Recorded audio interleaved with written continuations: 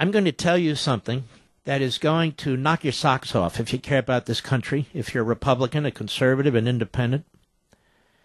Mark, Democrats care about the country. Most of them don't. But anyway, if you do, then congratulations. It's kind of like being at a strip club but pretending you don't like to watch what's going on. Then why are you a Democrat? But that's neither here nor there. I want you to listen to this. The Hill newspaper. The title, Democrats Vow to Protect Boehner from Conservative Coup. Now, you got to listen to this. Tea Party Republicans contemplating a bid to oust Representative John Boehner, Republican, Ohio, shouldn't count on Democrats to help them unseat the Speaker. And without their support, there's no chance to topple Boehner in this Congress. Now, look how they write this. A number of right-wing Republicans, in other words, a number of Republicans who believe in America, long wary of Boehner's commitment to GOP efforts attacking Obama's policy priorities, this guy's supposed to be a reporter, have openly considered a coup in an attempt to transfer the gavel into more conservative hands. But Democrats from across an ideological spectrum say they'd rather see Boehner remain atop the House than replace him with a more conservative speaker who would almost certainly be less willing to reach across the aisle in search of compromise. Replacing him with a Tea Party speaker, they say, would only bring the legislative process already limping along to a screeching halt. Quote, I'd probably vote for Boehner because who the hell's going to replace him? Ted Yoho? Representative Bill Pascrell. This guy's a lowlife from New Jersey. In terms of the institution, I would rather have Boehner as the speaker than some of these characters who came here thinking they're going to change the world. Oh, I think that's your president there, Mr. Pascrell, if that is your name. Remember? Fundamental transformation, you knucklehead. That liberal congressman from Tucson, whose name I can't pronounce, Raul What's-His-Face, who's busy going after scientists who disagree with global warming, he agreed that replacing Boehner could lead to a worse situation. So that's led to talk of a coup. It now turns out that Boehner was working very, very, very closely with Nancy Pelosi. Very closely. And Matt Boyle over at Breitbart, you got to hear this stuff. So the Democrats are making clear they want Boehner as speaker. They will protect Boehner. They will vote for Boehner to stop the conservatives. Now, what does that tell you? It tells you a number of things before I move on to the Breitbart piece. It tells you, number one, that more than anything else for John Boehner, being speaker is the most important thing. I'll say it. More than country, more than party, more than principles, being speaker is the most important thing, and he will cut a deal with the devil, and her name is Nancy Pelosi. That's right, I said it. Number two, he's delivering for the Democrats. He delivered them their amnesty. He delivered them their massive spending bill that he negotiated with Obama this summer. He's delivered them their debt ceiling increase. He's given them everything they want. Boehner is a complete and utter fraud. That's what he is. So, of course, the Democrats, liberal, radical Democrats, they're going to protect their little Johnny Boehner. Wouldn't you if you were them? But this is astounding. They're out in the open now. But there's more. A new bombshell, reports Boyle at Breitbart, from Politico, found that House Speaker Boehner had several days of secret negotiations with Nancy Pelosi, the recently emboldened former speaker, leading up to his decision to flip-flop and fund Obama's executive amnesty, including a pre-hashed-out deal to use the hoopla around Israeli Prime Minister Benjamin Netanyahu's Tuesday address to Congress to sneak in the extraordinarily controversial vote. Even with the bombshell report, Boehner's office continues to deny any deal took place. You're a liar, Boehner, and so are those creeps you surround yourself with.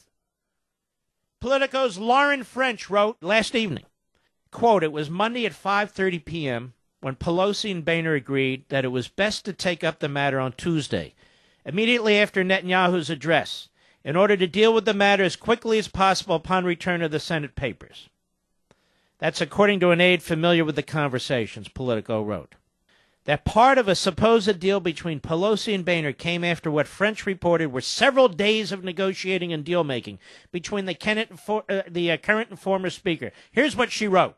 Since Friday, that would be last Friday, Pelosi and Boehner have held quiet rounds of negotiations and maneuvering to push the measure through the House over the objections of a cadre of conservatives in Boehner's conference who scuttled a 3-week funding bill in a dramatic showdown last week.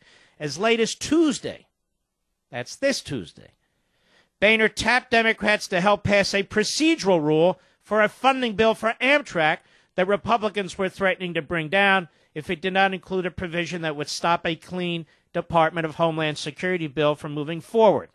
So he cut the deal with the Democrats on the funding for Amtrak to protect the procedure he would need to get the Democrats to support him and a minority of Republicans to vote for amnesty. You have to wonder why this jerk doesn't work so hard for us. But Pelosi pledged Democrat support to move forward, a departure from normal, where the minority party always votes against rules brought by the party controlling the floor. Well, why wouldn't she support it? Boehner's delivering for her. And Obama. And it's going to happen for the next damn 22 months. Because they see a sucker. We all see a sucker. He goes out in front of that microphone and he lies. He attacks Tea Party groups, Washington conservative groups, while he's cutting his little crap deals in the shadows with the libs. Pelosi asked her Democrats at her caucus meeting to support the rule by coming right to the floor and get up on that board so that we can end this thing. French, the reporter for Politico, wrote that last-minute move comes after days of Democrats maneuvering to push the House to bring up a clean bill. And vital to those talks, Democrat Representatives Benny Thompson, the ranking member of the House Homeland Security Committee, Nita Lowey, these are all leftists, the ranking member on the Appropriations Committee, and Lucille Roybal-Allard, the top Democrat on the Homeland Security Subcommittee. And French wrote that this is just the latest chapter of Boehner needing to turn to the Democrats to get legislation passed through the Republican House. What a disgrace.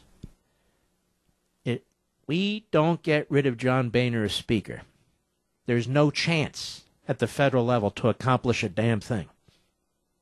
He's made his deal. He's cut his deal with the devil. He sees you and me and conservatives as the enemy.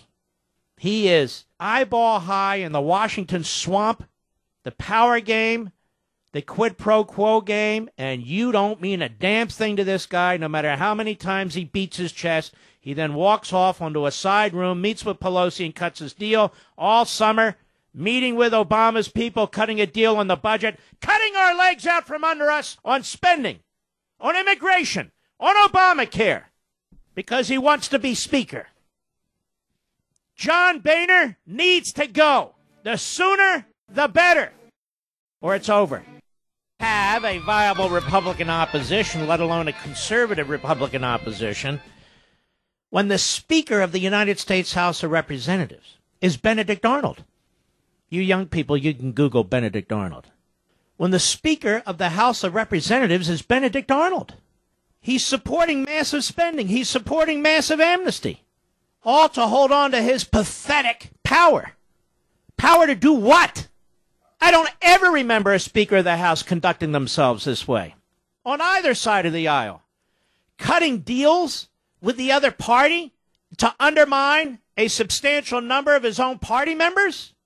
You know, Denny Hastert, who was bad enough, he used to have that rule where he wouldn't bring a matter to the floor to vote on unless a majority of the Republicans would support it. Apparently, Boehner read the rule upside down. He won't bring a matter to the floor of the House unless a majority of the Democrats support it. It takes courage to be Speaker of the House. It's a tough job. It takes a lot of work. And you have to conduct yourself in a way that is strategic. You have to be able to communicate with the American people. This guy is so far over his head, and so is the next nitwit behind him, McCarthy, and the nitwit behind him, Scalise. These are the three stooges of the Republican Party.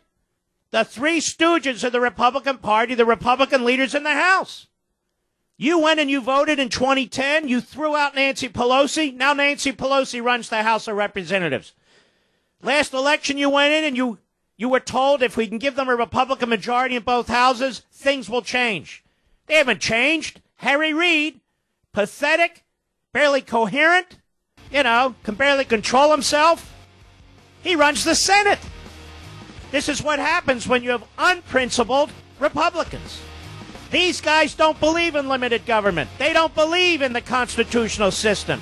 When they say we need to govern They mean we need to spend. We need to capitulate. And that's exactly what they're doing.